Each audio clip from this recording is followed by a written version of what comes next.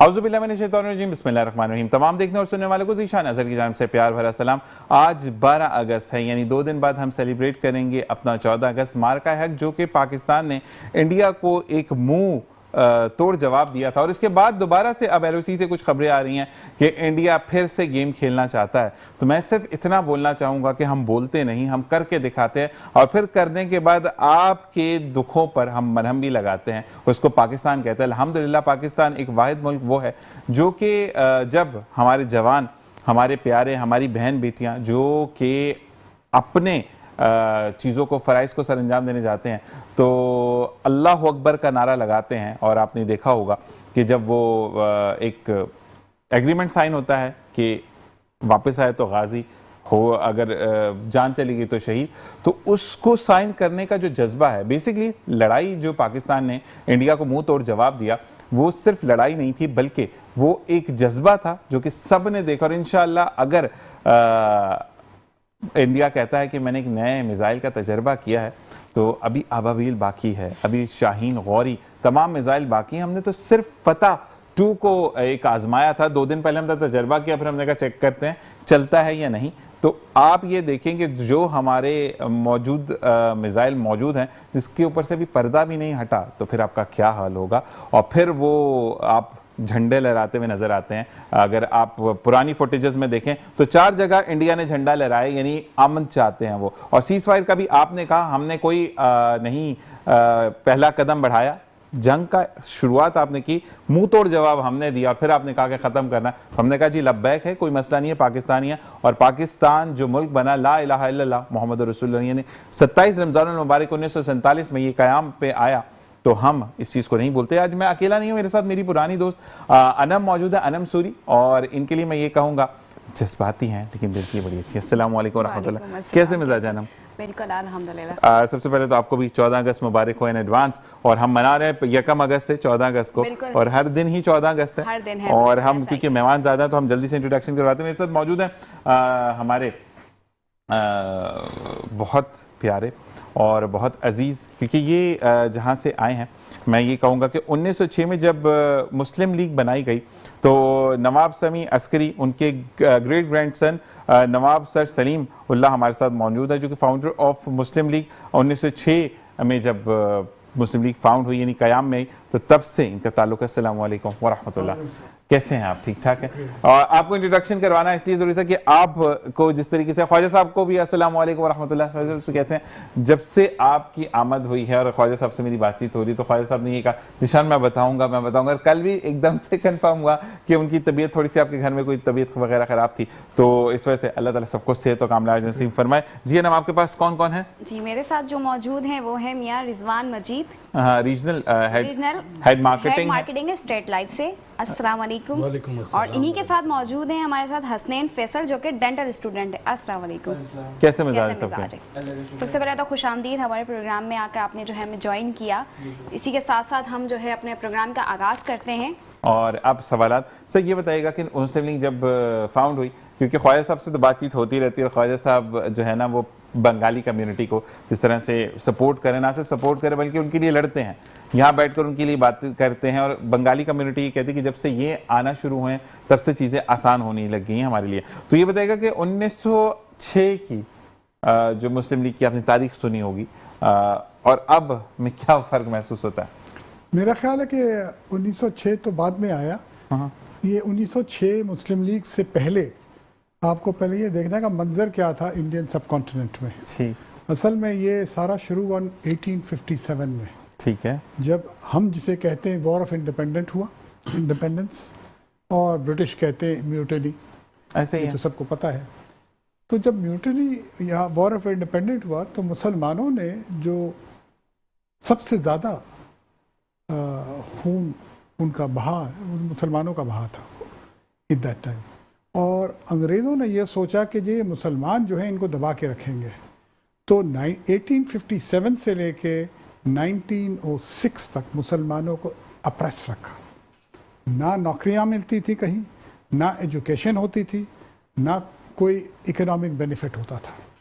सबसे पहले इसके बाद मेरा ख्याल है 1875 में सर सैयद अहमद ख़ान ने एक यूनिवर्सिटी कायम किया, जिसके बाद से एजुकेशन पे बहुत ज़ोर हुआ, क्योंकि हमें मुसलमानों को एकदम निगलेक्ट कर दिया था अंग्रेज़ों ने।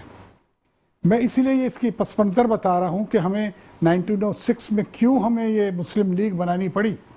ये समझना चाहिए हम सबको कि एजुकेशन और economic deprivation was the main reason, ठीक है, जिसकी वजह से मुसलमान of the Indian subcontinent was totally not there.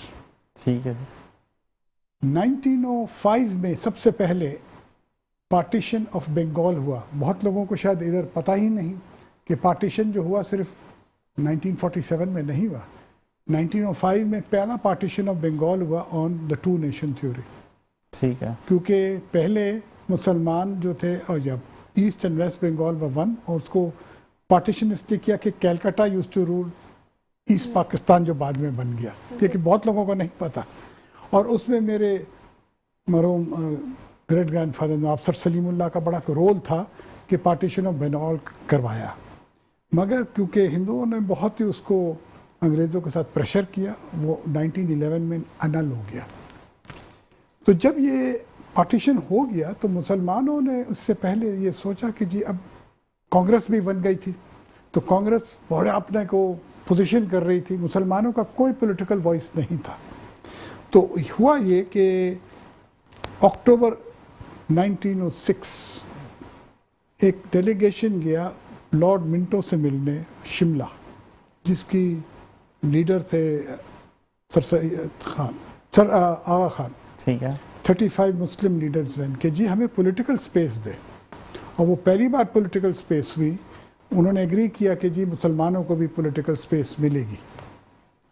इसके बाद ये हुआ कि 1906 में दिसंबर में एक ऑल एजुकेशन कॉन्फ्रेंस हो रही थी ढाके में, जिसके लिए नवाब सर सलीमुल्लाह ने 3000 मुसलमानों को ऑल ओवर इंडिया, खैबर से लेके असम तक, उस ज़माने में Assam used to be part of the Muslim area of of the subcontinent, 3000 people were invited for education, betterment of Muslim and education. ठीक है।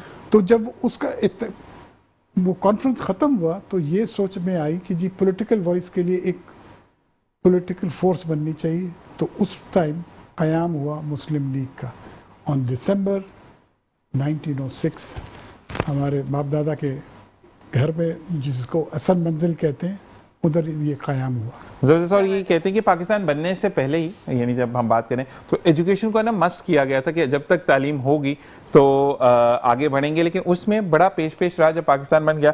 तो ए खुदा मेरे अब्बू सलामत रहें स्टेट लाइफ। और हम इनसे क्या सवाल करेंगे स्टेट लाइफ के हवाले से? तो मैं पहले सबसे यही सवाल करूंगी कि आपने जो है अपने करियर का आगाज़ कब किया? सबसे पहले तो मैं आपका शुक्रिया अदा करता हूँ कि आप लोगों ने मुझे यहाँ मदऊ किया, और नो डाउट कि ये जो महीना चल रहा है, अगस्त का महीना, ये पाकिस्तान बनने के बाद ये वो महीना है इस साल जो अगस्त आ रहा है जहाँ हमारी खुशियाँ बहुत ज़्यादा दुबाला हो चुकी।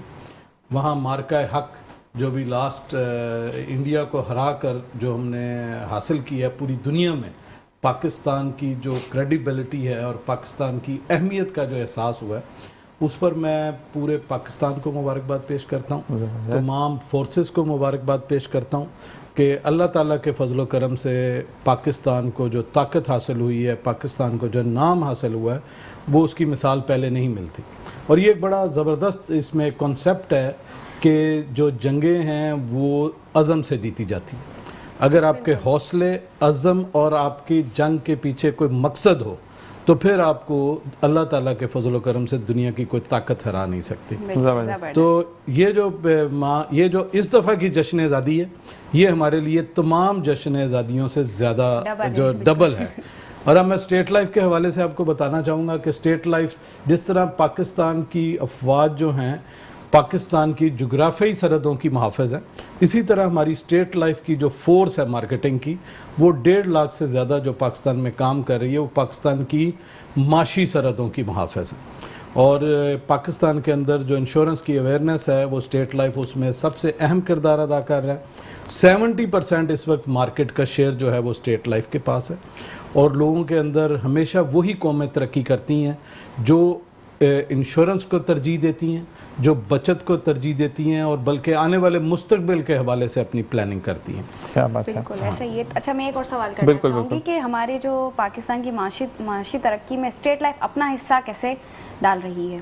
हमारी स्टेट लाइफ जो अपनी माशी तरक्की में हिस्सा डाल रही है, उसमें मैं आपको ये ज़रूर बताना चाहूँगा कि 2022 में जब हमारे नए CEO state life Shoaib Javed Hussain साहब ने इस कॉरपोरेशन को बतौर चेयरमैन की हैसियत से जब चार्ज संभाला, तो ये एक बड़ी इंटरेस्टिंग बात है। आपने देखा होगा कि हम अक्सर न्यूज़ सुनते हैं कि लोग यहाँ से पाकिस्तान से बाहर शिफ्ट हो रहे हैं। बिल्कुल ऐसा हाँ, ही, हर फ्यूचर के दूसरे लिए भी हर यही हो दूसरा रहा है। ये ख्वाहिश रखता है, लेकिन हमारे जो CEO साहब हैं वो after 20 years, he is a young dynamic 43 years old, वो 20 ईयर्स बाहर काम करने के बाद सिर्फ इसलिए पाकिस्तान के अंदर आए कि वो पाकिस्तान की खिदमत करना चाहते थे। और उसमें स्टेट लाइफ लोगों को छोटी छोटी बचत का पैगाम देकर, लोगों की इन्वेस्टमेंट का पैगाम देकर, उन्हें माशी तहफ़्फ़ुज़ देकर और फ्यूचर के लिए बच्चों की शादियां, बुढ़ापा और पेंशन की स्कीमों का इजरा करके मुल्क की माशी तरक्की में अहम किरदार अदा कर रही है, और मुल्क के अंदर जो गुर्बत है उसकी सतह को कम करने में भी अहम किरदार अदा कर रही है। ठीक है, जबरदस्त। अच्छा ना, एक बात है कि आप कोई भी स्लोगन देखते हैं ना, तो ये बचपन से हम भी सुनते आए और अभी तक बहुत अच्छा लगता है कि रहा है, वाकई में बिल्कुल, कि ए खुदा मेरे अब्बू सलामत सलामत रहें, रहे, कि वाकई में जब घर का साहिबा सलामत होता है तो घर में जो समा है वो बड़ा महफूज रहता है। हम डेंटल स्टूडेंट की तरफ आएंगे, ये नहीं पूछेंगे कि डेंटल में क्या करते हैं, सबको पता है इम्प्लांट्स होते हैं, सबको ना पता है कि ब्रेसेस लग रहे हैं, विजिबल ब्रेसेस हैं, अनविजिबल ब्रेसेस हैं। जो दुनिया में आपने जाके पाकिस्तान को रिप्रेजेंट किया, वो मैं जानना चाहूँगा, वो जर्नी कि कहाँ कहाँ आप गए और कहाँ कहाँ आपने रिप्रेजेंट किया। पहले तो मैं आप लोगों का शुक्रिया अदा करना चाहता हूँ, और अल्लाह का शुक्र है कि मुझे इस काबिल मतलब मैं रहा कि बाहर मैंने पाकिस्तान को रिप्रेजेंट किया, अम्मी अब्बू की दुआएं ये।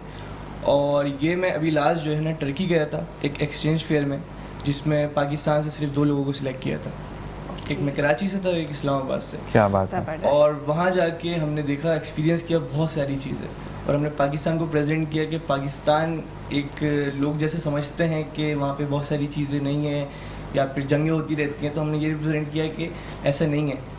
वहाँ से तकरीबन 15 मुल्कों से लोग आए हुए थे, Romania, Russia, Azerbaijan, different countries से। तो उनके साथ बैठ के सारी चीज़ें बताएं कि पाकिस्तान एक अच्छा और एक पाकिस्तान कैसा मुल्क है, बिल्कुल ऐसा ही है। मतलब जो उनकी जो नज़र में था पाकिस्तान, उसको आपने क्लियर किया। बिल्कुल मैंने क्लियर किया उसको। ये बताया था कि हमने अभिनंदन को नाश्ता करवाया था, ये बताना जरूरी था वैसे वहाँ पे। और अब यकीन करें कि पूरे जो वर्ल्ड है इस पे शौक था कि लाइक अभी जो लास्ट टाइम हुआ, पाकिस्तान ने जो फाइटर जेट गिराया, और इस बात पे मतलब पूरे वर्ल्ड को पता है ये वो तो चीज़, पता है। ऐसा नहीं है कि सिर्फ हमें ही पता है किसी को, और सब बिल्कुल खुश है इस बात पे। अच्छा, एक चीज हम आपसे, एक आप डेंटल स्टूडेंट है, बिल्कुल। आपके वालिद साहब आज साथ आए हैं। जी, जी। जो प्यार उनकी आंखों में लग रहा है ना मूवी बनाते हुए, तो वो एक बाप की आंखों में हो सकता है। तो मैं ये जरूर कहूंगा कि आपसे मुझे एक स्पेशल, आपसे भी चाहिए और आपसे भी चाहिए, दोनों से, ठीक है ना। तो यहाँ पे मुस्लिम लीग लोग बैठे हुए जो पाकिस्तान बनने के साथ साथ थे, कि अगर हम दोबारा जेट्स गिराते हैं, किसी के दांत टूटते हैं, ब्रेसेस आपने फ्री लगाने हैं, दानों का, और आपने बीमा फ्री करना है। मैं पहले बता रहा हूँ कि अगर अब कुछ होता है तो आप लोगों ने ये चीज, मैं स्टेट लाइफ की तरफ से भी कर रहा हूं, हमने बीमे फ्री करने हैं भाई। नहीं, अगर कोई इंडिया से आता है लगवाने और जंग के नहीं, अब जब मुंह टूटेंगे तो दांत भी तो लगवाने ना भाई। हम बंदा पूरा देते हैं, हम बंदा पूरा देते हैं, हम कभी भी आधा बंदा नहीं देते। तो अब आते हैं अपने क्या कहते हैं, नहीं सर आपकी तरफ, कि मुझे ये बताइए ख्वाजा साहब कि अब जिस तरीके से आप देख रहे हैं 14 अगस्त, 2 दिन बाद 14 अगस्त है इंशाल्लाह, तो बंगाली कम्युनिटी किस तरीके से उसको सेलिब्रेट कर रही है? बंगाली कम्युनिटी मैं समझता हूँ 14 अगस्त पे जो जोश खरोश और प्यार का इजहार करते हैं, कराची में जैसे मैंने पहले भी आपसे जिक्र किया, तकरीबन 60 इलाके हैं जहाँ वो आबाद है, और हर इलाके में परचम कुशाई होती है, मिठाई तकसीम करते हैं, और मैं भी हर जगह मधु, मगर हर जगह मैं जा नहीं सकता हूँ वीडियो कॉल पे चले जाकर वीडियो कॉल में, लेकिन मैं एक जगह जो खास तौर पे 10:30 बजे इब्राहिम हैदरी में हाजिर हूँगा, वहाँ तकरीबन हज़ारों लोग होंगे, केक कटिंग होगी, और इंशाअल्लाह हम जश्न मनाएंगे। मैं यहाँ पर देख सकते करूँगा कि नवाब सैयद का नाम स्कूल और कॉलेज के निसाब में होना चाहिए। ऐसा ही है, बिल्कुल। उनके जो कंट्रीब्यूशन है उसके मुकाबले में किसी का कंट्रीब्यूशन नहीं है। वो अगर मुस्लिम लीग न बनाते तो पाकिस्तान नहीं बनता। बिल्कुल ऐसा ही है। और इसकी तफसील मैं समझता हूँ बिल्कुल ऐसे ही। अच्छा मुझे बताइएगा नवाब साहब कि अब अगर हम, नवाब साहब ज्यादा बेहतर रहेगा आपको बोलना, तो नवाब साहब मुझे ये बताइएगा कि अब हम, अनम का भी यही सवाल होगा शायद, कि अब की जो हम मौजूदा हम सूरत हाल देखते हैं, मार्का हक एक साइड पर है, वो एक तरफ एक जज्बा था, है ना, ऐसे ही है ना कि हमने वो लड़ाई नहीं थी, वो जज्बा था। लेकिन अब हम मौशी हालात को जब देखते हैं, अफसोस तो नहीं होता क्यों बनाई मुस्लिम लीग? देखिए, अफसोस हो नहीं सकता, ठीक, क्योंकि अगर बनाते नहीं तो हम इधर बैठे नहीं होते। ऐसा ही है।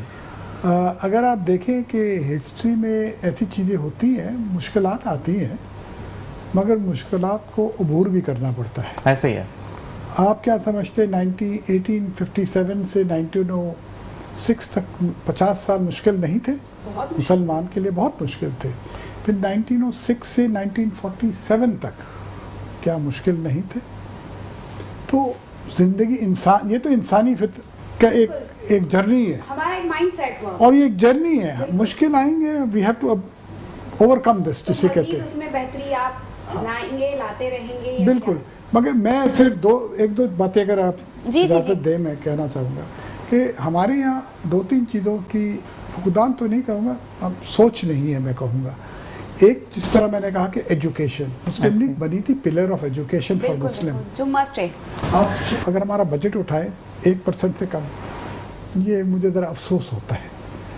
जहाँ हमें हमारे यंग बॉयज़ एंड गर्ल्स को हमें एजुकेट करना चाहिए। हम, दुनिया आज चेंज हो गई है, टेक्नोलॉजी आगे बढ़ गई है, हम पुरानी चीज़ों में नहीं रह सकते, हमें आगे बढ़ना है। और उसके लिए हमें ये सोचना पड़ेगा कि हमारे जो 250 मिलियन, जिसमें से 50% से ज़्यादा बच्चे हैं under 30, we need to bring them to the world level, इंशाल्लाह। और उसके लिए एजुकेशन करना है। ऐसे ही है। होएगा, इंशाल्लाह होएगा। देखें ना, पहले भी एक अलीगढ़ बना था, फिर इधर भी स्कूल्स एंड कॉलेजेस बन रहे, हो रहा है, मगर इस पे और तवज्जो देनी है। असल में हमारे यहाँ प्राइवेट सेक्टर पे बड़ी तवज्जो है, प्राइवेट सेक्टर, लेकिन everybody is not able to even afford the private sector. हमारे गवर्नमेंट लेवल पर काम नहीं हो रहा, ये बात बिल्कुल सही है कि गवर्नमेंट लेवल पर नहीं हो रहा। अगर गवर्नमेंट लेवल पर हो रहा है तो मशीन का अगर मुंह खुला है तो वो फिर बंदा हथौड़ी से उसको बंद करता है। मतलब मशीन इतनी खराब हो चुकी है हमारी। ये डेंटल वाला स्टूडेंट बताएगा। बिकॉज इसमें दो चीज़ें हैं ना, देखें ना, इंसान को क्या चाहिए? बेटर एजुकेशन ऐसे ही, एंड बेटर हेल्थ केयर ऐसे ही है, एंड बेटर लाइफ। ऐसे। Quality of life must improve, और ऐसे। हम सब मिलके उसके ऊपर काम करना चाहिए।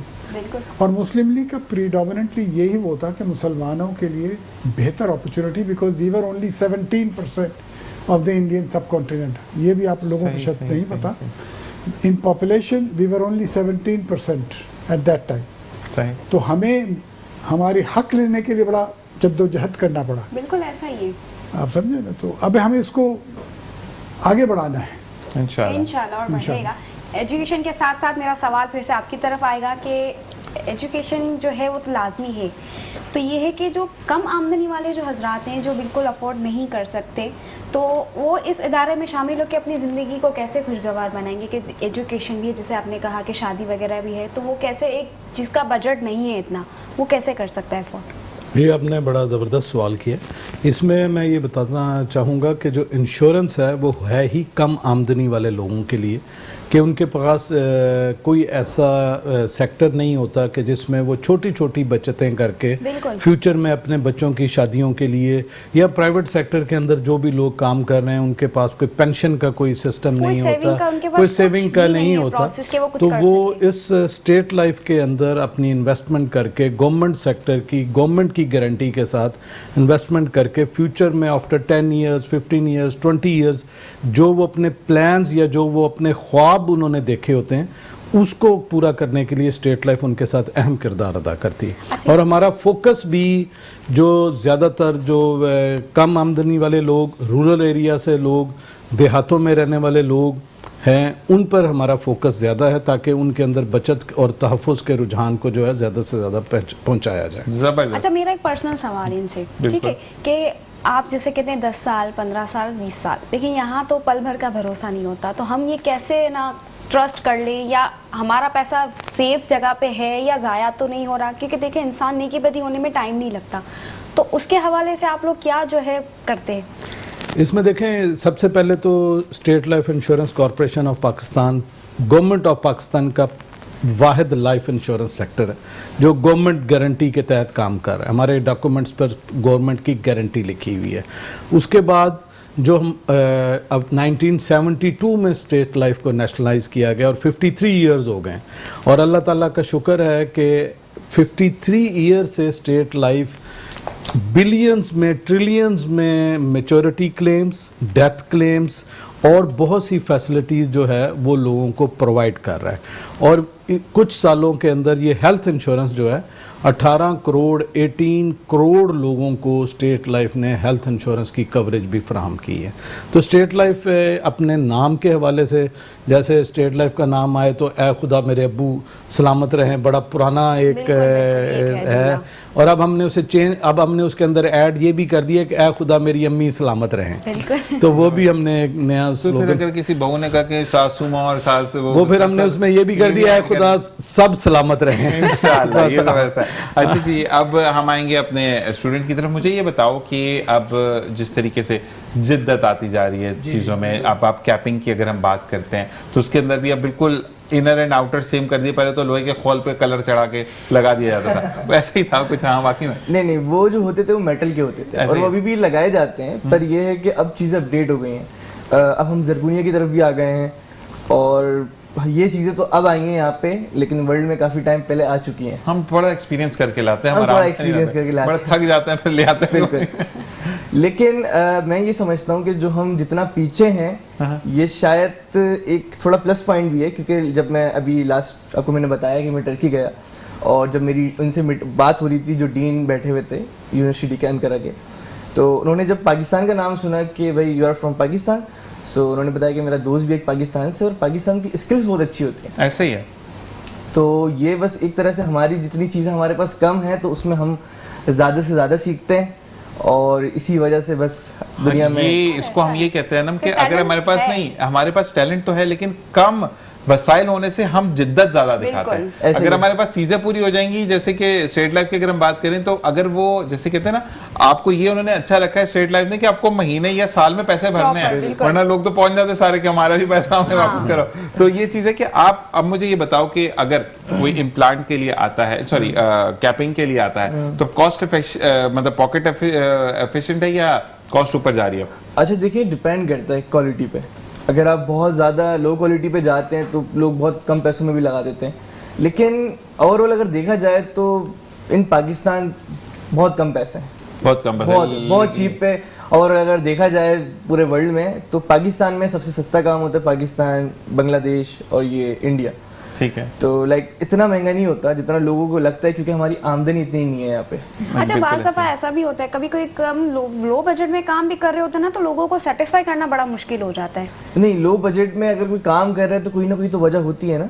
लेकिन ये कि लोग कहते हैं कि यार ये वहाँ पे तो इतना अच्छा था, तो हम ये है कि हमारा अच्छा काम हो जाता था। बिल्कुल वैसे ही है। और यहाँ पर हमें ब्रेक का कहा जा रहा है, ब्रेक में हम भी चलते हैं और पूछते हैं इनसे कि हम पैसों की बात कर सकते हैं या नहीं। तो जाने की ब्रेक के बाद देखते रहिए मुस्कुराती सुबह विद ज़ीशा नज़र। अब वेलकम बैक, और इसी के साथ साथ हम मौजूद हैं आपके साथ दोबारा। और हम जी अनम, आप कंटिन्यू करें, फिर मैं नवाब साहब की तरफ आता हूँ। जी, मेरा यही सवाल था कि जब हम किसी लो बजट पे काम कर रहे होते हैं तो वहाँ क्लाइंट को समझाना, उनको सेटिस्फाई करना बहुत मुश्किल होता है। अच्छा, आप कंपेयर कर रही हैं कि जो वर्ल्ड में जितना महंगा होता है और यहाँ जो इतना सस्ता होता क्योंकि है। अक्सर लोग अब यही होता है कि वो यहाँ इलाज कराने से बेहतर समझते हैं कि हम आउट ऑफ कंट्री जाके इलाज करवाएं, वहाँ अच्छे खासे पैसे लग रहे हैं हमारे, तो हमारा इलाज भी अच्छा हो रहा होगा।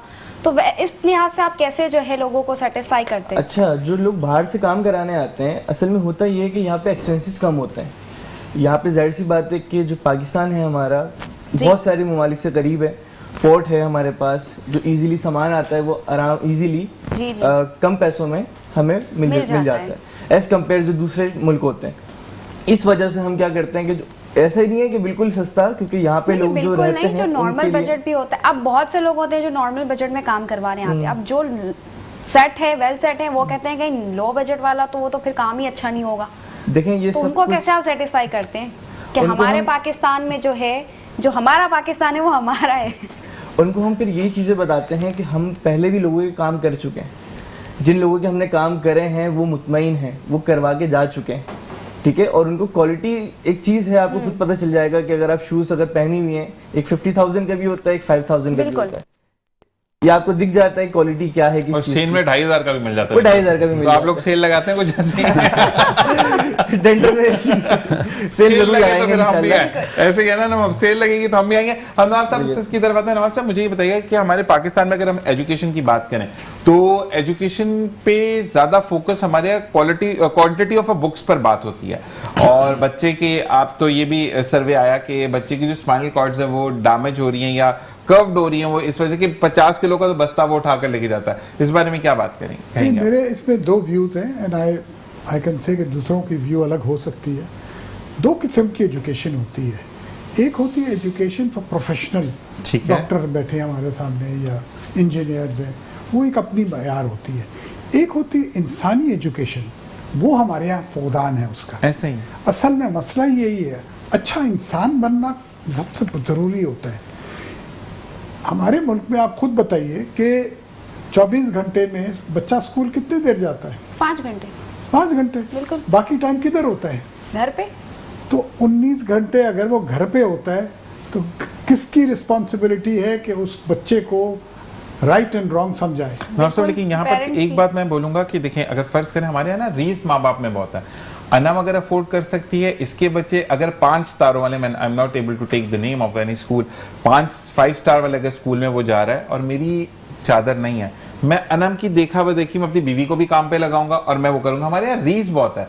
आपका बच्चा 5 तारे वाले स्कूल में जाकर इट्स नॉट अ सिग्निफिकेंट कि वो एक सक्सेसफुल बिल्कुल, बंदा जैसे बनेगा। इन्होंने कहा ना एक अच्छा इंसान बना, तो हमारे यहाँ के लोग ही जो है हमें अच्छा इंसान बनने नहीं देते हैं। ऐसे ही है, ये देखिए ना, हर फैमिली के अपने ऊपर होती बिल्कुल। है कि वो तरबियत क्या देते हैं। ऐसे ही है। मुझे याद है कि हम जब छोटे थे हमें सिखाया जाता था राइट क्या चीज़ है, रॉन्ग क्या Wrong क्या चीज़ है, है, ब्लैक क्या है, वाइट White क्या क्या है। है, बिल्कुल। आजकल वो नहीं होता। अच्छा सर, आपने आजकल वैसे ब्लैक भी- इज वाइट ही हो गया। ऐसे ही है। और मैं एक बात पूछूंगा कि अगर मैं गलत हूं तो सॉरी, आपने या आपने घर में किसी को तख्ती लिखते हुए देखा, हाँ, मैंने भी यूज़ किया है। यूज किया? मैं इतना मेरे ज़माने में यूज़ किया है मैंने। नहीं, लेकिन मैं एक बात जरूर बोलूंगा, जिन लोगों ने तख्ती यूज किया ना, वो जो टीचर्स थे उस वक्त के, वो ईमान समझ कर पढ़ाते थे। आजकल के थोड़े से टीचर्स पे भी मैं विद सॉरी ये बात कहूंगा कि नहीं है तो ट्यूशन में आ जाना। मतलब पहले का जो टीचर था वो कहता था कि ईमान का तकाजा के बच्चे को पढ़ाना है। बिल्कुल। तो ये चीज हमें ब्रेक की तरफ जाना है, और ब्रेक भी हमें एनर्जी देने के लिए है। और बिल्कुल जी, ब्रेक के बाद मिलते हैं देखते हुए मुस्कुराती सुबह जीशाना सर बैक। और अब स्टेट लाइफ से अनम का क्या सवाल है? मेरा ये सवाल है कि माशाल्लाह से जो आपने तरक्की की है, जो हमें भी पता है, लेकिन मैं चाहती हूँ कि आप हमारी आवाम को भी बताएं कि इतनी माशाल्लाह तरक्की करके जो है आप कंट्री हेड कैसे बन गए? अच्छा, स्टेट लाइफ इस हवाले से जहाँ लोगों को इंश्योरेंस की अवेयरनेस फ्राहम करती है, वहाँ सेल्फ एम्प्लॉयमेंट के हिसाब से भी लोगों को एम्प्लॉयमेंट फ्राहम करने में भी अहम किरदार अदा कर रही है। इस वक्त 1.5 लाख से ज़्यादा हमारी मार्केटिंग फोर्स है जो मुख्तलिफ इलाकों में on the behalf of state life काम कर रहे हैं। मैंने बतौर सेल्स नुमाइंदा, सेल्स रिप्रेजेंटेटिव इस प्रोफेशन को ज्वाइन किया, और हमारे प्रोफेशन में टारगेट्स अचीव करते हुए ये इस अदारे की खासियत है कि आप अपनी मेहनत की वजह से टारगेट्स को अचीव करते हुए हायर पोस्ट पे चले जाते हैं। तो मैंने बतौर सेल्स नुमाइंदा, जो हमारे यहाँ स्टेट लाइफ में फर्स्ट इनिशियल पोस्ट है, उससे इस प्रोफेशन को ज्वाइन किया, और now I am divisional head marketing, जो हमारे अदारे की लास्ट पोस्ट है। माशाल्लाह, अच्छा। माशाल्लाह। तो ये एक बहुत अच्छा एक कॉन्सेप्ट है उन लोगों के लिए जो अपनी मेहनत पर यकीन रखते हैं। वो कहते हैं ना कि इंसान जितनी मेहनत करता चला जाता है उतना ही वो खुश नसीब होता चला बिल्कुल जाता ऐसा है। ही है। तो ये उन लोगों के लिए भी मेरा पैगाम है कि जो लोग मेहनत पर यकीन रखते हैं और अपने आप पर यकीन रखते हैं, उनके लिए एक बेस्ट अपॉर्चुनिटी है कि वो स्टेट लाइफ को ज्वाइन करें और फ्यूचर में अपने एक एग्जेक्टिव लाइफ के अंदर अपने आप को तब्दील करें। जबरदस्त। इसी के साथ मैं चलूँगी हमारे स्टूडेंट की तरफ। आप हमें ये बताएं, आपने जो है कुछ डेंटल कैंप वगैरह का भी कुछ था आपका लगाया था, उसके बारे में मुझे बताएं। जी बिल्कुल, इसके साथ साथ हमारे डेंटल कैंप में भी एक हमारी टीम है पूरी PADS की, उनके साथ मिलकर अभी हमने लास्ट शिगर में एक डेंटल कैंप लगाया था, जिसमें हमने तकरीबन 1200 से ज़्यादा जो लोकल्स थे उनको awareness session, free dental camp, checkup, तकरीबन पूरे पाकिस्तान से 90 डॉक्टर्स को लेके गए थे। जबरदस्त। तो ये एक बहुत कामयाब रहा था। किस सिटी में लगा था ये शेगर में लगा था, स्कर्दू के। स्कर्दू में लगा था। बिल्कुल। अच्छा, सिर्फ डेंटल चेकअप था या वहाँ पे कुछ ट्रीटमेंट्स भी थे, यानी रूट कैनाल हो गया, मतलब टीथ एक्सट्रैक्टिंग हो गया? अच्छा, हमारी कोशिश यही थी कि हम ज़्यादा से ज़्यादा कर सकें, क्योंकि वो जो लोग होते हैं वो उनको चीज़ों के बारे में पता नहीं होता और वहाँ पे इतनी ज़्यादा फैसिलिटीज़ नहीं है उस जगह पे। लेकिन हमने फिलिंग वगैरह की थी, फ्री चेकअप किया था, फ्री अवेयरनेस सेशन दिया था। तो ये चीजें जो कर सकते थे हम। ओरल हेल्थ के बारे में बताया, ओरल हेल्थ के बारे में बिल्कुल कितना है कि ब्रश कैसे, इवन उन लोग को ब्रश भी पता नहीं होता कि किस तरह से यूज करना है, क्योंकि वो एरिया काफी ज्यादा रिमोट। ये बात कहने की है, वैसे मेरे ऑफिस में भी एक बार अनम एक है, वो उनका 5वें दिन पता नहीं क्या घिसते हैं वो दांतों को, ब्रश अजीब सा हो जाता है और ब्रश भी कहता है भाई मैं भी कोई बनी हुई चीज हूँ, इंसान की तरह इस्तेमाल किया करें। तो ये वो होता है, तो ये जरूरी नहीं है कि आप कब करें, वो लिटरली बंदा करता है, मतलब कुछ 365 की फोर्स लगाता है। ओवर यूज करना भी एक नुकसानदेह होता है। हाँ, वो दांत भी बाहर आए थे, भाई मैं साफ हो गया, मैं अंदर जाऊँ, तो वो पूछते हैं उनसे। तो हम आते हैं ख्वाजा साहब की तरफ। ख्वाजा साहब ये बताइएगा कि आपकी जो एक तो मसरूफियात बहुत हैं, ठीक है, अब आपको हम ऑन एयर पकड़ते हैं ना, मैं कभी ऑफ एयर आपसे बात नहीं करता, ठीक है, तो अब हम 14 को तो आप बिजी हैं, ठीक है, तो हम अपने कॉल्स पे हमने आपको सेशन पे लेना है, ठीक है, तो आप एक टाइम बता दें कि हम आपको तब तंग करें और फिर मैं मुसलसल तंग करूं उसके बाद आपको। आप मैं 12 बजे तक फारा हो जाऊंगा। नहीं 12 से पहले, 12 बजे तो मेरा शो भी खत्म हो जाएगा, सुबह 9 से 12। तब आप हमसे 11 के बाद मैं शुरू कर दूंगा आपको कॉल करना। ठीक है, ठीक है, उठानिए आप। वो भाई का क्या नाम है जो आपको लेकर आते हैं, हमारे जिनकी बच्चियों ने भी आना था? हाँ, फैसल भाई। फैसल भाई, अब आपकी जिम्मेदारी है कि आपने ख्वाजा साहब को फोन देना है कि ख्वाजा साहब सुने। Khwaja Sahab is the one जिनके लिए मैं ये कहूंगा अनम के जब से इनको एक चीज पता लगी मेरे बारे में, तब से ये कंसर्न रहते हैं, ना सिर्फ कंसर्न रहते हैं बल्कि फोन करके भी मुझे पूछते हैं कि तुम्हारी तबीयत कैसी है, क्या है। तो इसके लिए थैंक यू ख्वाजा साहब, बहुत बहुत शुक्रिया आपका। हम आते हैं नवाब साहब की तरफ। नवाब साहब, मुझे ये बताइएगा, मुस्तकबिल ऑफ मुस्लिम लीग आप क्या देखते हैं? Very difficult question. SMS कर दे, फिर मैं पढ़ लूंगा मेल के बाद। फिर देखिए, बहुत से लोगों को ये नहीं पता, 1906 में मुस्लिम लीग कायम हुआ, ठीक, which was called all India Muslim league. Yes. 1947 दिसंबर में वो एक्चुअली क्लोज हो गया था। ठीक। उसके बाद बहुत सारे मुस्लिम लीग बन गए, बिल्कुल। मगर वो जो उनके मंशूर थे उसके बाद वो कुछ मुख्तलिफ हो गए। पहले की जो मुस्लिम लीग थी वो एक मुस्लिम्स की लीग थी। नहीं, it's not only Muslim, it was for the betterment of the Muslims, because हम माइनॉरिटी में थे, 17% थे, we were only 17% of the whole of India, तो हमें सर्वाइव करना पड़ता था। तो वो बेटरमेंट और प्रोटेक्शन के लिए था अपनी, एंड द पॉलिटिकल वॉइस के लिए था जब पहले बना। मगर उसके बाद क्योंकि जब हमने हासिल कर लिया तो फिर हम कुछ स्ट्रे हो गए, आई थिंक। तो हमें कुछ इंट्रोस्पेक्शन करनी है कि जी हम कहाँ से आए थे, कहाँ पहुंचे और अब कहाँ जा रहे हैं, और किस तरह हासिल किया हमने मुल्क। वाकई में सही ये एक्चुअली हम वाकई में इसको फॉर ग्रांटेड लेने लग गए। हम बहुत ज्यादा, बिल्कुल ज्यादा ये चीजें, बहुत सी चीजें हम भूल जाते हैं कि हमारी मुश्किलात क्या थी। अब आप अभी की बात करें, 14 अगस्त की बात करें, आप 1948 की बात करें, उस टाइम क्या हुआ, 1965 की बात करें, उस टाइम क्या हुआ, उसके बाद 71 खैर एक हुआ, जो भी हुआ वो एक कहते भाइयों में तलखी हो गई, वो एक अलग बात है, फिर जुड़ गए। ऐसे ही है, घर में जब तलखी होती है तो उसके बाद ऐसे जुड़े कि वीजा फ्री हो गया हमारा। हाँ, देखिए ना, ये तलखियाँ होती है। अभी हमें सोचना चाहिए कि हम आगे कैसे बढ़ेंगे, इस पे हमें गौर व फिक्र करना चाहिए। सिर्फ लफासी से काम नहीं चलता। बिल्कुल ऐसा ही है, हमारे यहाँ ज़्यादा लफासी होती है, कोई प्रैक्टिकल काम इस मौजू पे होना चाहिए। मेरे को ब्रेक का कहा जा रहा है, लेकिन मैं एक बात बोलूँगा नवाज साहब कि आपने एक 1906 की अगर बात की है तो मैंने तो पाकिस्तान बनते हुए भी नहीं देखा, उस वक्त मैं था नहीं, लेकिन मैं इस बात में पेश हमारा के इलेक्ट्रिक है कि उस वक्त लाइट नहीं होती, तो के इलेक्ट्रिक ने बड़ा एक अच्छा रोल प्ले कर रहे हैं कि हर जगह जगह पर लाइट नहीं होती है, और ज़्यादातर जो दुरानियाँ बढ़ा दिया लोड शेडिंग का। तो प्लीज़ रिक्वेस्ट है आपसे कि लोड शेडिंग का दुरानियाँ कम कीजिए, क्योंकि ना सिर्फ बच्चे बल्कि बड़े भी मुतासर हो रहे हैं। रात में जब बच्चा नहीं सोएगा तो स्कूल कैसे जाएगा और एजुकेशन कैसे हासिल करेगा। और एक और गेस्ट से मिलेंगे ब्रेक के बाद, देखते रहिए मुस्कुराते सुबह विद ज़ीशान। हमें ज्वाइन इन किया है महबूब आलम भाई, आपको खुश आमदीद कहेंगे। अस्सलाम वालेकुम। वालेकुम। वालेकुम अस्सलाम। आपका भी ताल्लुक स्टेट लाइफ से है और आज आपके उस्ताद सामने बैठे हैं, बॉस सामने बैठे हैं, तो मुझे बताइए बॉस के सामने बैठ कर डर लगता है? ये बहुत बड़े शफीक इंसान है माशाल्लाह, और हमारे इदारे का ये हमें तो कुछ और नाम बताया था इनका, इनका शफीक इंसान है ये, तो ये बताएं। भाई इन्होंने तो नाम 1 मिनट यहाँ तो रिजवान मजीद है। बिल्कुल, लेकिन हमारा राब्ता इनसे रहता है। बड़े माशाल्लाह उस्ताद हैं और बड़े तजुर्बाकार हैं। मेरी खुशनसीबी है कि आज इनके साथ बैठने का मौका मिल रहा है और बहुत कुछ सीखा। आज इन्होंने बहुत अपनी स्पीच में बहुत सारी बातें बताई। इन्हीं की स्पीचेस बाज़ औक़ात मैं भी आप दोस्तों में बैठता हूँ तो कुछ रिपीट कर रहा होता हूँ। असल में उस्ताद का बेहतरीन शागिर्द वो होता है जो कि अपने उस्ताद के तजर्बे से सीखे और उसको आगे इम्प्लीमेंट अपनी ज़िंदगी में करते हुए आगे इम्प्लीमेंटेशन करवाने के लिए बात करे। जी अनम, अब क्या सवाल है हमारा स्टेट लाइफ के? मेरा ये सवाल है कि स्टेट लाइफ जो है, स्टेट लाइफ के कितने ऑफिसेज हैं? अच्छा, इस हवाले से स्टेट लाइफ के जो लाइफ इंश्योरेंस के इंडिविजुअल ऑफिसेज हैं वो 36 जोन्स, 7 रीजन्स हैं कॉरपोरेशन में। उसके अलावा हमारे ग्रुप को भी हम डील करते हैं, group insurance maximum government departments की भी और बाकी डिपार्टमेंट्स की भी ग्रुप इंश्योरेंस स्टेट लाइफ के पास है। और उसके बाद गवर्नमेंट पाकिस्तान के अंदर हेल्थ फैसिलिटीज़, जैसे आपने सुना होगा हेल्थ कार्ड जो था, उसको भी स्टेट लाइफ जो सर्विसेज प्रोवाइड कर रही है, वो इस वक्त कोई 18 करोड़ से ज़्यादा लोग जो हैं वो स्टेट लाइफ के उस हेल्थ कार्ड से मुस्तफ़ीद हो रहे हैं। और उसके अलावा हम मुख्तलिफ अवेयरनेस कैंप्स भी लगाते रहते हैं। लास्ट ईयर भी हमारे CEO साहब ने कैंसर के हवाले से एक अवेयरनेस कैंप लगवाया और मैं आपको ये बताना चाहूँगा कि वो ब्रेस्ट कैंसर के हवाले से अवेयरनेस कैंप था और जब वहाँ लगा और जब वो स्क्रीनिंग हुई तो 3400 लोगों को पता ही नहीं था कि उन्हें कैंसर है। और उस 3400 लोगों को उस कैंप में आने के बाद पता चला कि असल में हमारे यहाँ पे फुकदार है कि मेमोग्राफी से फीमेल्स बहुत घबराती हैं। हाँ, फीमेल्स का मेमोग्राफी जो है ना वो इटसेल्फ वो समझती हैं कि मेमोग्राफी कोई अजीब सी चीज़ है। बिल्कुल।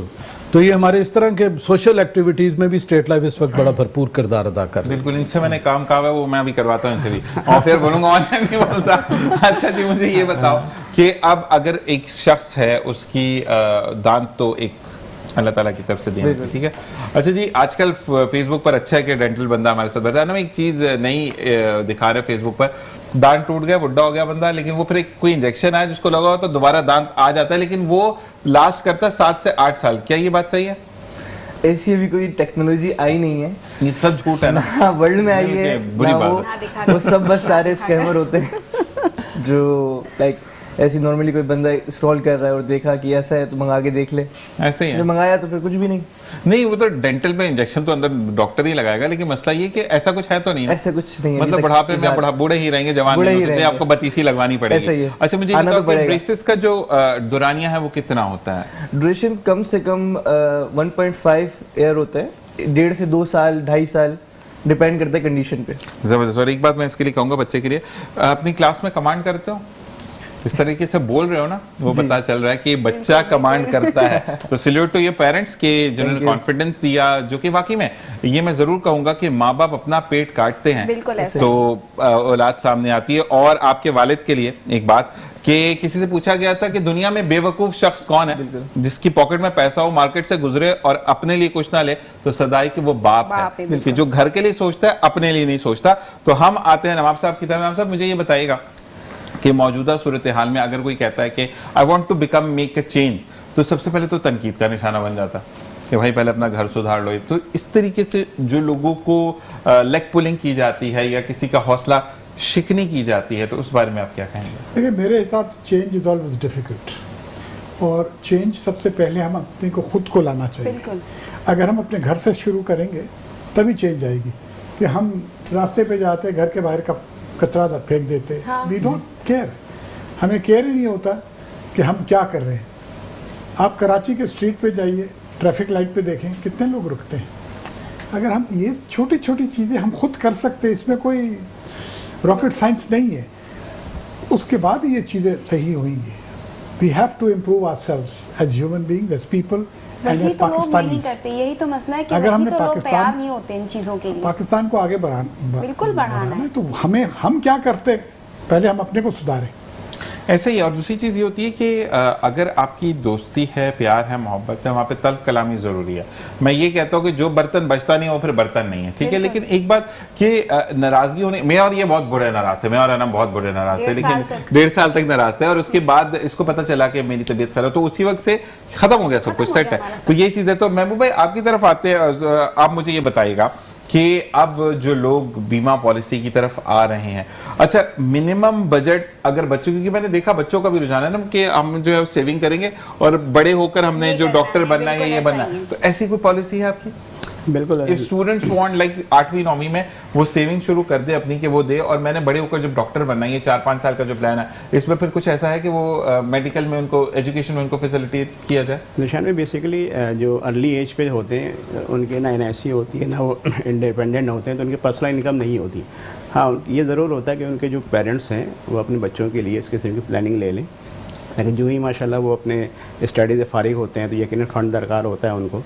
शादी के लिए होता हो तो मैं तो डॉक्टर, शादी एजुकेशन के लिए भी ज़ाहिर है किसी सर्टेन अमाउंट की ज़रूरत यकीन किसी भी चीज़ के लिए होती है, खाओ एजुकेशन हो, शादी हो, किसी हवाले से भी हो, फंड तो दरकार होता है। नहीं, मैं वैसे कह रहा था कि बच्चा 7वीं में, 8वीं 9वीं 10वीं 11वीं 12वीं, यानी 5 साल के बाद बच्चे ने मेडिकल में जाना है, डेंटल बनना है, जैसे हमारे साथ स्टूडेंट है, तो वो गवर्नमेंट में नहीं उसको मिल रही सीट, तो उसका माइंड है कि मैंने प्राइवेट में बढ़ाना है, तो क्या इसमें भी कोई असेसमेंट है आपकी? जो बच्चा 7 या 8 क्लास में होता है यकीन इतना सेंस नहीं होता इन चीज़ों को। माँ बाप की बात करो, माँ बाप यकीन, तो हमारी पॉलिसीज बेसिकली होती उन्हीं के लिए जो इस किस्म की सोच रखते हैं अपने बच्चों के लिए कि फ्यूचर में उनके बच्चों को इंजीनियर बनाना है, डॉक्टर बनाना है, तो उनके लिए बेसिकली स्टेट लाइफ के लोगों यही कि उनके लिए सेविंग करें, और जो भी चीज़ें होती हैं यकीनन बच्चा माशाल्लाह बैठा है, डेंटल किया हुआ है, तो इनके पेरेंट्स ने इनको सोचा, कुछ उसकी प्लानिंग की, तो ये चीज़ मुकम्मल हुई। अगर सिर्फ सोच लेते या कुछ प्लानिंग नहीं करते, कोई सेविंग नहीं करते, तो मुमकिन नहीं होती।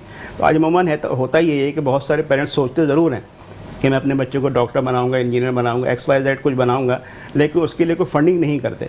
तो हमारे बेसिक लोगों ये कि हम बचत की तरफ लोगों को राग़िब करते हैं कि अपनी सेविंग करें, अपने बच्चों के जो ख्वाब देख रहे हैं उसके लिए इम्प्लीमेंट के लिए आज अब सेविंग करेंगे तो फ्यूचर में उनके जो ख्वाब आप देख रहे हैं वो ताबीर की शक्ल में जाएगी इंशाल्लाह। और अच्छा, आपने बोला कि बच्चों का जो है NIC नहीं होता, अब तो NIC भी बन रहा है। हाँ, अंडर 16 भी बन रहा है, लेकिन वो इंडिपेंडेंट नहीं है, उनके सोर्स ऑफ इनकम नहीं है, वो डिपेंड कर रहे हैं अपने पेरेंट्स पे। तो बेसिकली उनके वालिद की पॉलिसीज हम बनाते हैं ताकि उनके बिहाफ पे उनके बच्चों की सिक्योरिटी। लेकिन एक बच्चे को क्रेज है कि भाई मेरे NIC पे, अब जैसे आजकल जितना माशाल्लाह जो मोबाइल ने सिखा दिया है बच्चों को, तो उस हिसाब से एक बच्चे को क्रेज है कि मैं अपना ही NIC बना के उनको दूं और मैं अपने ही हाथ से सेविंग करूं, तो उसके लिए आप क्या करना चाहिए? देखिए, पाकिस्तान में यकीनन एक बच्चा जब तक वो 18 ईयर्स का नहीं होता ना वो वोट कास्ट कर सकता ना कोई। नहीं, लेकिन एक बात मैं अनम की इम्प्लीमेंट करूंगा कि आजकल तो ऑनलाइन बहुत कुछ लोग कर रहे हैं, ऑनलाइन सेलिंग है कि अगर अम्मी ने कपड़े दे दिए तो वहाँ पे NIC नंबर शो हो जाता है, ठीक है? तो उसी से NIC हमारे घर में खुद में छोटे बच्चे का 8 साल का भी नहीं, उसका NIC बना लिया, अंडर 18 बिल्कुल। तो अगर जैसे वो 10 साल का भी होता है, अगर उसको एक शौक होता है कि मैं खुद से जाके करूं, तो उसके लिए क्या आप एग्री करेंगे इस चीज़? देखिए, अभी तो सिचुएशन यहाँ तक है कि हमें बड़े लोगों को समझाना मुश्किल होता है जो सेविंग की तरफ लेकर आए। हम जब किसी को समझा रहे होते हैं वो उस तरफ नहीं आते, तो बच्चे तो बहुत दूर के बात है। हमारे मुल्क में अभी काफ़ी टाइम लगेगा इन चीज़ों को समझने में।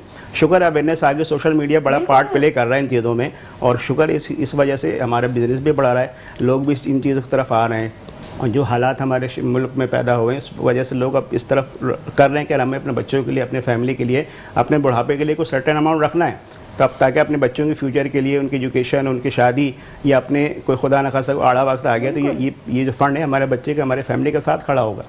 जब ऐसा ही है। लेकिन अनम वाली बात बिल्कुल सही कि आजकल बच्चे ऑनलाइन अर्निंग करके वो बेहतर है किस तरफ से। असल में हमारे यहाँ पर क्या है अनम, एक बात कि अगर हम बुरा तो हम किसी को नहीं कहते, लेकिन हमारे जो यूट्यूबर्स हैं ना, बेसिकली वो जाएंगे स्ट्रेट लाइफ तो आई चांद से है, ठीक है, उसके बाद स्ट्रेट लाइफ नीचे पहुंचा होगा वो चांद पे दूसरे को ले जाएंगे। प्रॉब्लम ये है कि अगर आप स्ट्रेट लाइफ के, जैसे हमने बात की, और मैंने क्यों स्ट्रेट लाइफ की बात की, कि आपके पास जो है वो तमाम आपके पास फतवे मौजूद हैं कि ये शरई तकाज़ों पर काम कर रहा है और पाकिस्तान का वाहिद इदारा जो कि काम कर रहा है। इसी के साथ साथ हमें इजाजत का कहा जा रहा है। आप दोनों का बहुत बहुत शुक्रिया, अनम आपका बहुत शुक्रिया, आप दोनों का बहुत बहुत शुक्रिया। नवाब साहब, आपको वाकई में वंस अगेन खुशामदीद हम कहते हैं कि, और असर आपको भी, क्योंकि आप जिस तरीके से आए माशाल्लाह, और इतने बिजी शेड्यूल में से आपने वक्त निकाला, और हम चाहेंगे कि आप ऐसे वक्त निकालते रहें, क्योंकि जब आप अपनी एक्सपर्टीज में से बताते हैं, क्योंकि ये बच्चा तो नौजवान हमसे भी बहुत छोटा है, तो ये अभी आगे बढ़ेगा, ये वो वाला बंदा है कि ये वाकई में फोकस्ड होगा। लेकिन आपकी तरफ से जो बच्चे छोटे हैं, जैसे कि अभी हमने बात की, उनको सिखाना बहुत जरूरी है। तो पढ़ेगा पाकिस्तान तो बढ़ेगा पाकिस्तान इंशाल्लाह। आपसे कल मुलाकात होगी। अपना और अपने प्यारों का ख्याल रखिएगा। जाते जाते आज की नशिस्त में अगर आपको कोई बात बुरी लगी हो तो मैं माजरत चाहूंगा। ख्वाजा साहब का बहुत शुक्रगुजार हूं कि वो नवाब साहब को यहाँ लेकर आए, और इंशाल्लाह कल आपसे मुलाकात होगी। जब दुआ के लिए हाथ उठाएं तो इंटायर टीम हम मेट्रो न्यूज़ को अपनी दुआ में याद रखिएगा। पाकिस्तान जिंदाबाद, पाक आर्मी पाइंदाबाद। जिंदगी ने साथ दिया तो कल आपसे मुलाकात होगी। मेरी और अनम की जानिब से अल्लाह नेक बात।